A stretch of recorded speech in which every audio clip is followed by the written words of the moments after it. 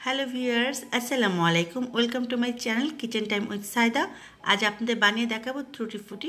ত্রুটি ফুটি সাধারণত পেঁপে দিয়ে বানানো হয়। আজ আমি আপনাদের বানিয়ে দেখাবো তরমুজের খোসা দিয়ে পারফেক্ট টুটি ফুটি। বিভিন্ন ধরনের ডেজার্ট, ফ্রুটস কেক বা কুকিজ বানানোতে ব্যবহার করা হয় টুটি ফুটি। দেখে নিশ্চয়ই বুঝতে পেরেছেন কতটা পারফেক্ট হয়েছে তরমুজের খোসা দিয়ে বানানো ত্রুটি ফুটি। টুটি ফুটি দিয়ে বানানো খাবার খুব কালারফুল হওয়ার জন্য বাচ্চারা খুব পছন্দ করে খায়। তাহলে চলুন জেনে নিই কী করে পারফেক্টভাবে তরমুজের খোসা দিয়ে টুটি ফুটি বানাবো, সেই প্রণালীটি জেনে নিই। টুটি ফুটি বানানোর জন্য আমার প্রথমে লাগবে তরমুজের খোসা। যেহেতু তরমুজের খোসা দিয়ে বানাবো তাই তরমুজের খোসাই লাগবে। আমি তরমুজের খোসাকে এরকম কিউব করে কেটেছি, মাঝারি সাইজ করে, খুব বেশি বড়ও হবে না আবার একেবারে ছোটও হবে না। আর তরমুজের খোসাটার পিছনের সাইজটা প্রথমে ছুলে নিয়েছি আর লাল অংশটা ফেলে দিয়েছি। তারপর কিউব করে কাটার পরে এখানে আমার 3 কাপ পরিমাণ তরমুজের খোসা হয়েছে। কাটার পরে মেপে নিয়েছি। এবার একটি হাঁড়িতে পর্যাপ্ত পরিমাণ পানি নেব যাতে তরমুজের খোসার টুকরোগুলো ডুবে থাকতে পারে সেই পরিমাণ।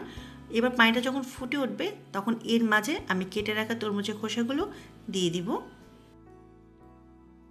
সামান্য একটু নেড়ে আমি খোসাগুলোকে ঢেকে দিব 5 থেকে 6 মিনিটের জন্য। আর চুলার আঁচ কিন্তু বাড়ানো থাকবে।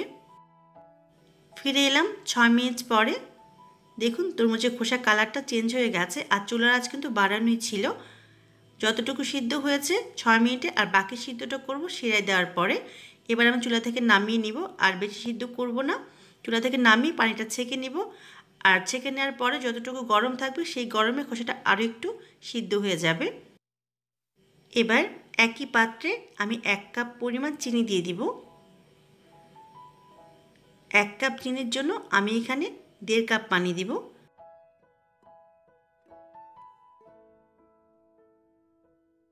এবার খুব ভালো করে নেড়ে চিনি আর পানিটা মিলিয়ে নিব, আর অপেক্ষা করব একবার ফুটে ওঠা পর্যন্ত। চিনিটা পানির সাথে গলে গেলেই হবে, একতার বা দুইতার বা চিটচিটে কোনো কিছু করা লাগবে না। চিনিটা গলে গিয়েছে। এবার এর মাঝে আমি সিদ্ধ করে নেওয়া তরমুজের খোসাটা দিয়ে দিব। তরমুজের খোসাটা দেওয়া হলে আবারও খুব ভালো করে একটু নেড়ে শিরার সাথে মিলিয়ে নিব। এবার চুলার আঁচ মিডিয়াম হাই করে, মানে মিডিয়াম থেকে একটু বেশি এবং হাই থেকে একটু কম রেখে আমি 15 থেকে 16 মিনিট আমি এই তরমুজের খোসাগুলোকে শিরার মাঝে জাল দিব। এই 15 থেকে 16 মিনিটে শিরাটাও কমে আসবে এবং তরমুজের খোসাটাও পারফেক্টভাবে সিদ্ধ হয়ে যাবে। ফিরে এলাম 15 মিনিট পরে। দেখুন শিরাটা একেবারে কমে গেছে এবং শিরা যেন একেবারে শুকিয়ে না যায় সেটা খেয়াল রাখতে হবে। একটু শিরা থাকতে হবে কারণ আমি এই শিরার মাঝে রং দিব। চুলাটা বন্ধ করে দিব। 15 মিনিটই এনাফ তরমুজের খোসাটা সিদ্ধ হওয়ার জন্য। এবার আমি 4টা ভাগে ভাগ করেছি কালার দেওয়ার জন্য। আপনি আপনার ইচ্ছে মতো যে কোনো কালার দিতে পারেন। এই অংশে আমি কোনো শিরা রাখিনি কারণ এটা আমি কোনো কালার দিব না, সাদাই রাখবো। আর বাকি 3টাতে আমি আমার পছন্দ মতো কালার দিচ্ছি।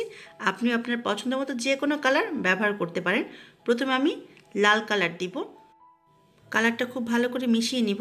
আর অবশ্যই শিরা সহ কিন্তু তরমুজের খোসাটা নিতে হবে, তা না হলে কিন্তু কালারটা দেওয়া যাবে না। খুব ভালো করে মিশানো হয়ে গেছে। আরেক অংশে আমি দিব অরেঞ্জ কালার। আমি আবারও বলছি আপনি আপনার পছন্দ মতো যে কোনো কালার ব্যবহার করতে পারেন। আবারও খুব ভালো করে অরেঞ্জ কালারটা মিশিয়ে নিব। আরেকটা অংশে সবুজ কালার খুব ভালো করে মিশিয়ে নিচ্ছি। এবার 6 থেকে 7 ঘন্টা রেখে দিতে হবে। আমি সারা রাতের জন্য রেখে দিব, এতে কালারটা খুব ভালো করে সেট হয়ে যাবে।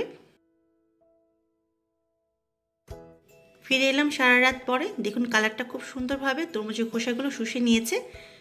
খুব সুন্দরভাবে কালারটা সেট হয়ে গেছে। এবার আমি ছেঁকে শিরাটা ফেলে দিব কারণ শিরাটা আমাদের আর দরকার নেই। এবার একটা বাটিতে ভাবে ছাঁকনি দিয়ে তার উপরে আমি তরমুজের খোসা শিরা সহ ঢেলে দিব। শিরাটা এতে আলাদা হয়ে যাবে। ঠিক একইভাবে সবগুলো তরমুজের খোসা থেকে আমি শিরাটা আলাদা করে নিব। একসাথে করতে যাব না, তাহলে কিন্তু কালারটা লেগে যেতে পারে। আলাদা আলাদা করে শিরাটা আলাদা করতে হবে। শিরাটা আলাদা করা হয়ে গেলে এরকম ছড়ানো একটা প্লেটে নিয়ে নিব। ছড়ানো একটা প্লেটে নিলে ত্রুটি ফুটিটা খুব তাড়াতাড়ি শুকাবে। সেজন্য যখন সবগুলো ত্রুটি ফুটি থেকে শিরাটা আলাদা হয়ে যাবে তখন এগুলো রোদে শুকাতে হবে। আপনি চাইলে ফ্যানের বাতাসেও শুকাতে পারেন। ফ্যানের বাতাসে শুকালে 2 দিনের মতো সময় লাগবে, আর রোদে দিলে 1 দিনই হয়ে যাবে। আমার এখানে রোদের ব্যবস্থা আছে সেজন্য আমি রোদে দিচ্ছি। আমার এগুলো 1 দিনই শুকিয়ে যাবে।